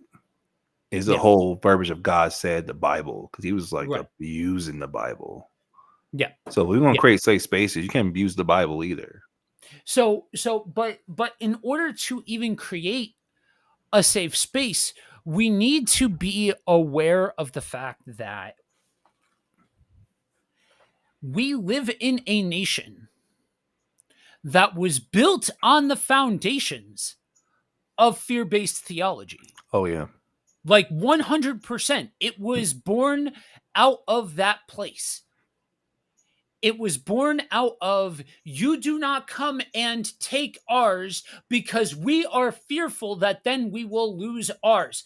Okay, let me pull a curtain back. I'm a business owner. So like this whole fear-based theology thing, I understand the road that some of my contemporaries as Christian business owners fall into of, my business is for the kingdom. Bro, you fix roofs. It's okay to fix roofs. Paul made tents. It's okay. Like, you drive an Uber. Awesome. Fantastic. Do you provide for your family? Aces. I am happy to see another person who is able to provide for your family. And you're a Christian who happens to do that. Okay. I promise. I promise. It's okay if you don't put a Jesus fish on your marketing. Like, you don't need to have a nice little Jesus fish on your thing. That doesn't make Why you a is it? Christian company. Why do we make it? Always, And it is the Jesus. it is the Jesus fish It's every the Jesus time. every Um, time. but it's okay to be a Christian that owns a business and not Yeah. be a Christian business owner. Because the marketing agency that I own with my wife is owned by two Christians who love the Lord dearly. We are not a Christian business. We do not work with Christian organizations primarily.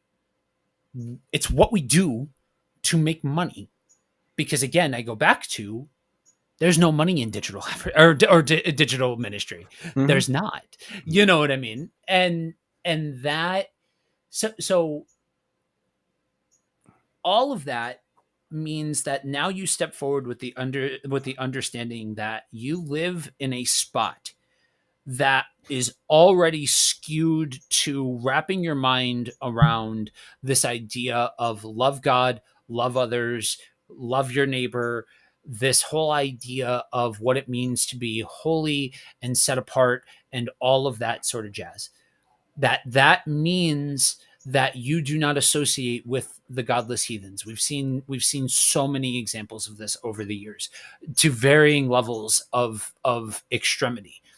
If you can step forward with the idea that controversy creates cash, that this is a system born in that mentality and thrives off of the separation created by media and politicians, that these politicians do not care about you, that these celebrities do not care about you, that the people who advocate these stances do not care about you, that they are doing it for themselves for some reason or another, for some gain or another, then you can start to separate out, okay, this is the stance, but what then do I do with these people? And then you take a step back and say, okay, I may have this particular belief system. Mm. I may have this particular stance. But in the business of love God, love others, my opinion on another person's lifestyle matters not. it doesn't matter.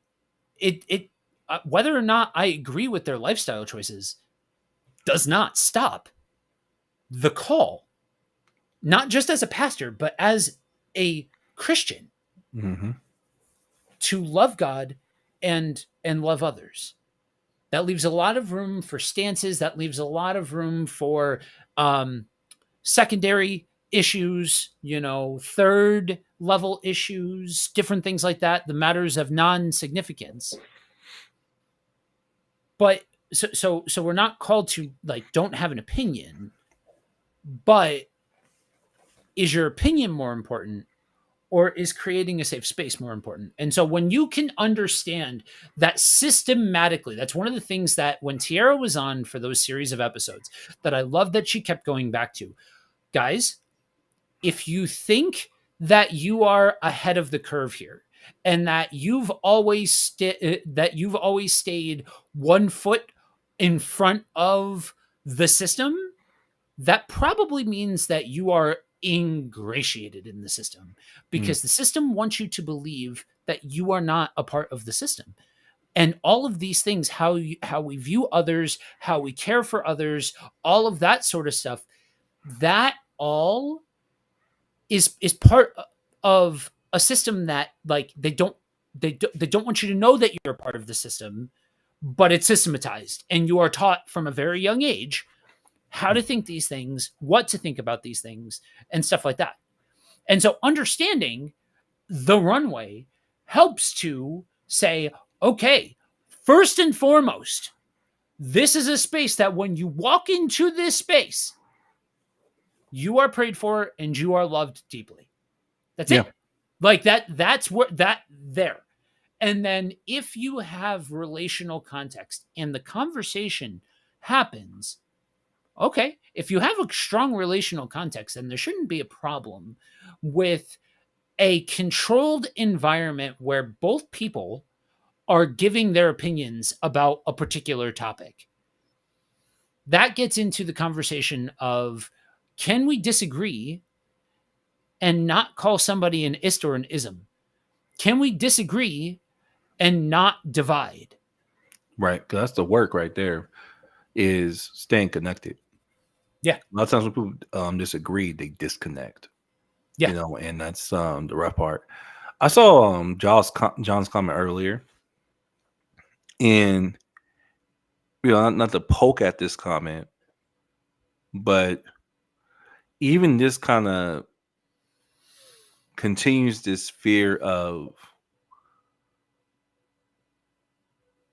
am I with God or not? Yeah. And the lukewarm was really, and still is predominantly having today, lukewarm comment, lukewarm Christian. Mm. Um, I think first off, we got to define that more biblically accurately. Yeah. Because in the context of scripture, just taking it at face value, these Christians that he was talking about, Revelations, this church predominantly, they started on a good track with God. They were caring for God. They were true. And then it's kind of like what really happened today. Corruption came in. Things started coming in, and they started losing their way. And they just started doing. I think the scariest thing about Christians today is, if you ever had a space where you're just doing for God, just to do, Mm-hmm. with no connection, no real personal inspiration from him and from others. Mm. I love Joe's comment about community. I can't say it, but pretty much in our community, we are formed because Christ is in community. So when he's in our community, we're being formed. Yeah. So when you're doing these things and there's no connections with other, you're just, let's say your pastor is preaching just to preach. It's actually something that God's been dealing with me on a personal level. You're just, I don't know, you're just serving just to serve. There's no care for people. There's no real heart behind it. Right. To me, that's what I would say lukewarm looks like. Yeah. And that's exactly what he was talking about, is that these people lost track of their first love. Yeah. If you ever been in a marriage, when both of us are married men, we can tell you there was this eve of euphoria and intensity of emotions when we first got married.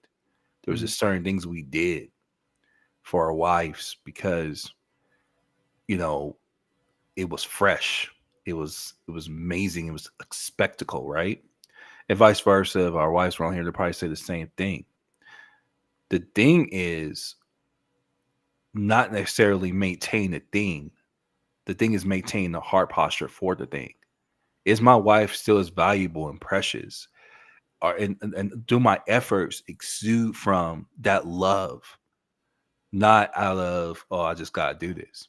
Because people Right. feel that. Mhm. Um, I have a wife that, man, I swear it just blows me away, man. When I pick her up, always ready for a kiss, always excited to see me. Married for Mhm. 10 years now. Mhm. So, like, why am I talking about this? Well, because that's how our posture should be towards God. Is what he's talking about. Is that there's this love, this excitement to Yeah. want to be with him. We use lukewarm as we hit more doctrine stuff. He already had church for that. He talked about that in a couple verses down if we keep reading. So that can't be that. You know, we think about compromise. We think about weird stuff that actually has nothing to do with being a Christian. Yep. But be cool. And I know it's gonna be scandalous. That has nothing to do with being a Christian. It's nothing to do with being lukewarm. Me, let me pull out an example. Me agreeing that gender inequality is a real thing doesn't make me lukewarm. Because what I'm trying to say is, like, let's say what we've been talking about the whole stream is that roles are man made, not God made. Yep. I'll take Someone it said, one. You yeah, want me? I'll give an even more controversial version of what yeah, you just said. Me being an ally does not make me a lukewarm Christian. And yeah. and it took Thank you. me a while to be willing to use that phrase. Like I became cool with it before stepping out and saying that phrase because I think I was afraid of the things that would people would automatically assume about me or associate me with or anything else like that. Um and it's so funny to me that the people who bark the loudest at me saying stuff like that have never actually once asked me what my stances are. They just Right, assume based off of the language that I right, use. which is But crazy. here we are, and now I openly state that yeah, I am an ally, and I that does not make me a lukewarm Christian. Right, because let's look at the word itself, right? Let's say because we're not using Strong's right now, which I actually didn't want to do a study. Like, so John, thank you for this because it makes me want to do a study on it. So it might be a video topic for me eventually. But let's look at this for the base value, what you just put down and off those verses. People were hot for God. They Mm, were on fire. The relationship in that church was, man, there was a love affair, and the things got stale. mhm. It's like you leave water out too long, it gets stale. It's no longer hot. It's no longer cold, like you said, it becomes stale. That is scary, bro. But I don't know why we make this more doctrinal than the actual actions of love towards God Himself and His people. I'll tell you why, because it's easier to focus on that stuff. Yeah, yeah. Versus, do do I love people the way God's called me to love them? Mhm. Does my heart reflect that the same way it did when I first said yes to Him? Did Right, my heart ever reflect that? right. You know, that is, 'cause, bro, I've been really, me and Joe talk about this a lot. I've been praying about it personally. I'm like, God, is that just a crisis of one church, or is that just a church at large, it's global? And I dare say it's a global church. Hmm. Yeah. We are, and I'm gonna really pick on American churches. We're very good at doing. People are so good at doing, It's institutionalized. but no one, right? But no one really. Well, let me be nice. Let me not put no one because I won't put finite statements. People are having a hard time really connecting with people, Yeah, loving people. yeah. Loving people is hard. Love and Um, Blizzard. it is. Because as a human being, you already have a threshold. Right.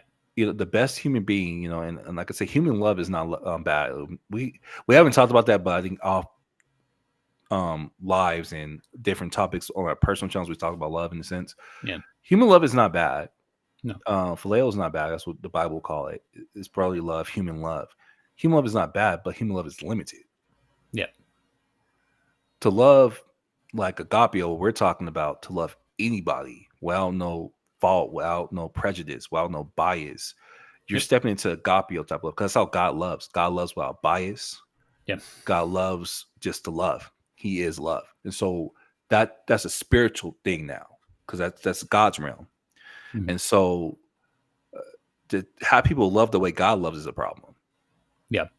Yeah. But that's like I said, stream for another day. Think of it this way: hot or cold water is refreshing, but lukewarm drinks are nasty. And are we refreshing the community, or we're not welcoming them to the community? Yeah, I like this. I like that. I like that because yeah, that's how I would sum this moment up. Yeah. Is there's a lot of, yeah. So if we use it that way, personally, I have a problem with this word lukewarm. I'll be honest with you. That's probably more of my trauma with it. It's not bad because, but I think does the Bible say I prefer you hot or cold, or does it use lukewarm? Because Depends I on the say, translation. yeah, because I think it's a translation thing, maybe. But me, Yeah. like I said, those are very nuanced things, very small, in a Yeah. sense where it could kind of distract from the bigger point. So, so I digress on that. I like this because you're saying, yeah, when we become stale, when we don't love, where there's not love pumping through a community, when people are not free Yeah. to be themselves, you have a stale community. Yeah. And yeah, that water is nasty. Who wants to drink that? Wi-Fi S- drop. Yeah, go ahead. So I Okay, you can repeat it. not entirely sure though that it's a lukewarm problem. I think it's a foundational issue. I think it goes deeper than that. I think there are Okay. some versions of what you're talking about. There always are. Like when you bring something up, some church, someplace qualifies. Okay, cool. That they started off aces and then just kind of fell into or eased their way into a specific posture. But I think more so, I'll take something like 2020. Yeah. Became very jaded in 2020. I became very angry in 2020 because systematically I watched people not give a rat's ass about other people, do not care whatsoever about other people. That it was all about we need to do things this way. We still need to gather as people. Or gather in person. Forget about if the illness isn't real, you're a sheep if you believe this, you're this and that and all this kind of stuff. And it I fundamentally believe that all that did was shine a light on things that were already existent. Yeah. And yes, I'd be the first one to admit I am cynical. I fight with my cynicism on a daily basis. And so it is very easy for me to come to the conclusion of, oh, it means it was broken from Jump Street. And yeah, we could give the cupcake patty cake answer of humans are involved. So it's always an issue. Humans are involved. And it's always an issue because humans are involved. But I think we use that as a crutch. I think we use that as a means to forgive ourselves for more things than we need forgiven for. And I mean that in the sense of like just hand waving things away that we need to be better about, that we need to be more aware of community, of caring for people, of what that looks like to be able to love on people where they're at as they are. um it's it's one of those things that, one of the big flavors of this that you guys are gonna start hearing if you haven't already yet. And I know because I myself and Andrew, the Ministry Misfit, and check out Ministry Misfits, part of our network. um we did a couple of years ago a whole big thing. It was actually inspired by Rico, another member of the team, an episode he did on Halloween. And Mhm. so we started doing, it actually started off as a joke, this series called Is It Pagan? Because we would hear about how Halloween, trick or treating, cultural Halloween, the whole nine yards, is pagan in origin, and that's why we need to do things like spread the gospel through tracks. Okay, all right, just Um, real quick. Hold on. If you are planning on giving out tracks this Halloween, what I want you to do, follow me here because it's going to be complicated. Okay, what I want you to do is I want you to take those tracks. I want you to put them in a bag, preferably like a burlap sack. That way it burns for longer. And you cover that thing in lighter fluid and light the thing and watch it burn. Tracks are religious harassment. 110% and twice on Sunday. Tracks are religious harassment. And but it's the idea that we need to meet the godless heathens with the word of the Lord. First off, world history would like a word. That we'll start there.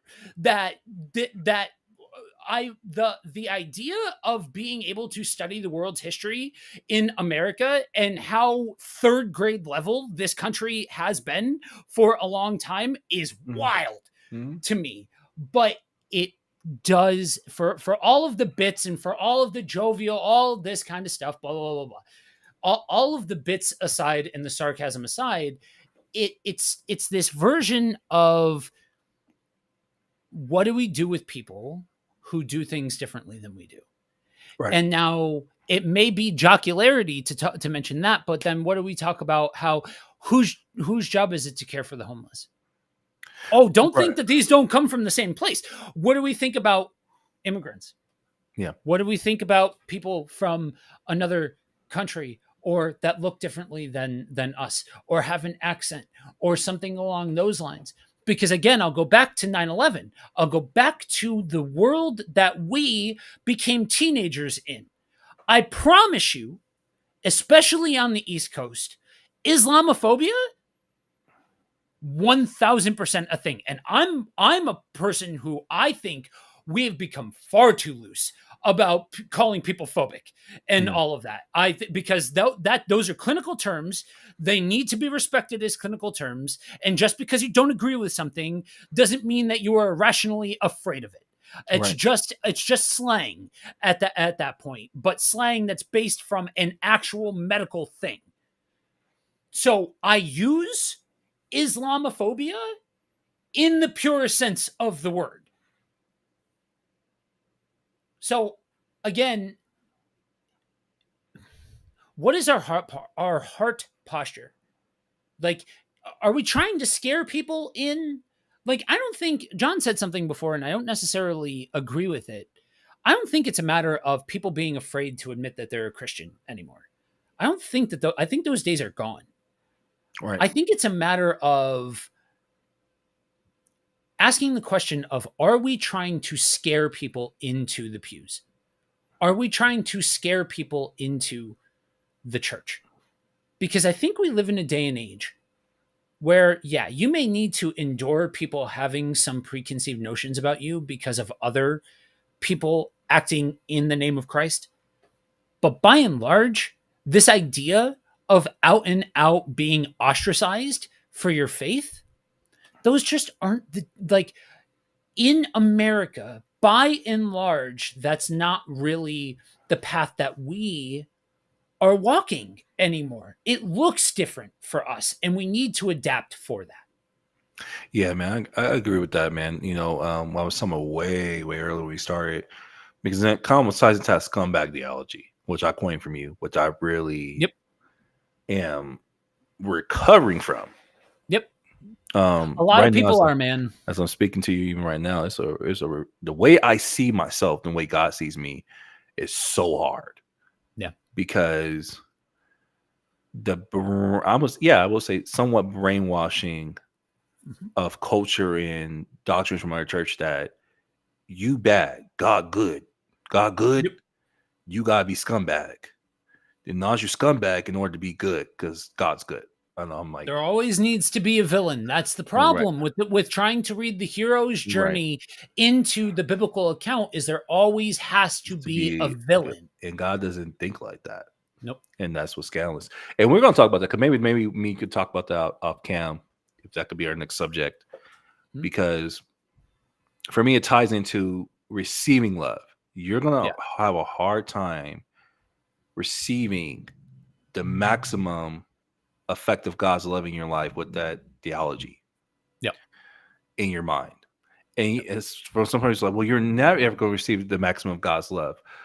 True, but I like to believe that Paul had a good idea. He was like, I want to apprehend him, God, the way God, he said, the way, probably about to butcher this. He says, I want to apprehend God the way he's apprehended me. So in short, he's like, man, I want to, the way God has loved me and poured into me, I want to receive that to the fullest maximum. I want to grab him the same way. And that should be the goal, is that God has poured out love already. Mm. Doesn't matter what you are, what sex you are, what your ideals are, God's already poured out love. Right. When you become a Christian, the goal is, how do I receive all this? But now, how do I give it too? Yeah. That's the next part. Is if you're digging scumbag theology, is to give you guys a little interlude before we go. You're gonna have a hard time giving it Yeah. because you're going to operate in fear-based mentality. Yep. Because in order to become a Christian, it has to have a fear and a hook, because you're bad, God's good. So receive the gospel. Not, no, you're deeply loved. Here's an invitation into a relationship. Exactly. Total different, Yep. and it is prominent. Or you got the prosperity gospel, which we talked about, which is merited, full of works. Yeah. If you do this, you act this way, then you're this. I did want to look at this comment about the youth building and cost of $10 billion, and to forget the poor homeless. I hear where you're going with this, and I'm not gonna say I disagree, but I will have a but though. Mm. And my but is that, yeah, and I know you're coming from the context of, I think Joe was talking about, like, really caring for people and Mm. creating a safe community. I'm not for building things for our communities and church and things like that. But I feel like a lot of times we shield the homeless and the poor because we think those are easy acts of love that are visible. What do you mean by that? Well, if I feed the homeless, I take care of the poor, I take care of the immigrants, the orphans, that shows I love God. That doesn't really show you love God. Those are actions. Now, Yeah. can those actions be comprised of love? Absolutely. But we're saying those are actions that comprise the love of God and loving for people, then we're in trouble already. Because Right. again, you fell right back in the same pattern of works, not love being the driving force for for human nature, period. For Right. loving your fellow brother, period. That is a challenge. And I almost Yeah. want us to go into, I don't know, that's a separate thing for me to do, or we hit it here. But the challenges of loving people, I don't think people, they Yeah. vastly underestimate that. Yeah. Yep. Like, me and Joe we like, I felt when I said it, you felt me. Mhm. Loving people is hard, It is. It is. and Yeah. man, I wish, because we're gonna wrap up Mhm. because I want to honor everyone's time, but I wish people understood that will be your life battle. Because we have another thing that we talked about. Well, we haven't talked about flesh and spirit yet, because I'm interested if we ever will. Because I just feel like I understand that deeply different. Because your human nature in itself, even that's not bad. It's just flawed and corrupt. Yeah. So this is your Yep. human experience, right? If our love experience is the same being the Christian, our nature, and where we're not challenging ourselves Yeah. to love the way the Lord loves, Yeah. we're in trouble. Well, I get what you're saying. Yeah, let's do it. But what happens when you have to love people who you deem as a human unlovable? Yeah. Now we're probably talking. Because we were going to talk about community, you got to talk about loving people who might be unlovable in your community, Right. based off your biases and your past and your human experience. And so, yeah, we'll put pin for there. I think this is a good place to park. Yeah. Um, but I like Joe's phrase when he ends. He's going to say it, but he said, "You are prayed for, and you are loved deeply." Right? That's it, right? Yep. Because man, that's to me the crux of even the answer to today's stream. Is how you do a fear-based theology. Well, you got to know that you're prayed for. Someone's praying for you. You got to know that God's praying for you. That God loves you. Um, you're cared for. To have fear is the opposite of care. Yep. When you care for someone, you overcome fear. Thanks. I'm starting to doze. Y'all aren't boring. It's just I got woke up at 5. I feel you, bro. I was up early too, so no offense taken at all. And we're parking right here, so you're good to go, fam. But if you guys don't know, follow us. I know Ant wasn't here, so it was a different vibe of the stream, and I liked it. It was a cool vibe for me. So I was just cool vibing with Joe. And, Yeah. We will be back soon. We're Mhm. going. Scheduling has been kind of weird for all of us on in that RIP community. We've been kind of doing different things, different ministries. As our ministry somewhere right now with his wife, and so we're figuring that out. But be looking for us. That's why you want to make sure that you follow. I think I'll never say follow. I don't know why I don't. Which probably would be the biggest thing to help you guys out wherever life. So Yep. make sure if you haven't followed today's stream, make sure that you follow. And likewise, share, continue the conversation afterwards. We want to hear even afterwards about how you felt about today's stream. Share it with a friend, hear how they feel about it. Let's have another conversation. You can find us at our respective social media places. We are working on getting a link, but for now, we're just going to go word of mouth. I am on TikTok as Pastor TC, and you can also find me on YouTube as Pastor TC. Very simple. So if you mirror my name, you will find me. Just throw a pastor in front of it. Kind of weird, but very easy. Joel, you're on the Love Thy Neighbor Network. You're everywhere. You're on Ministry Misfits. You said a whole Yep. bunch of them. But where narrow it down? Where can they really get a hold of you if they need to ask some more questions? Yes, Pastor TC. Yes, sir. Yes, sir. To the main spots where I teach are Buddy Walk with Jesus and a podcast that I just launched called Faith Explained. That's basically soundbite teaching, like short form teaching, and all of that. But yeah, there I'm also all over the place on everybody else's channels as well and all that. So with that, y'all, thank you all for joining us for another edition of Let It Rip. Like T said, make sure that even after the fact, you are commenting. Let us know what else you would like to hear us talk about. We do pay attention to the comment sections even after the fact, so we welcome any and all questions, comments along the way. But until next time, remember, you are prayed for, you are loved.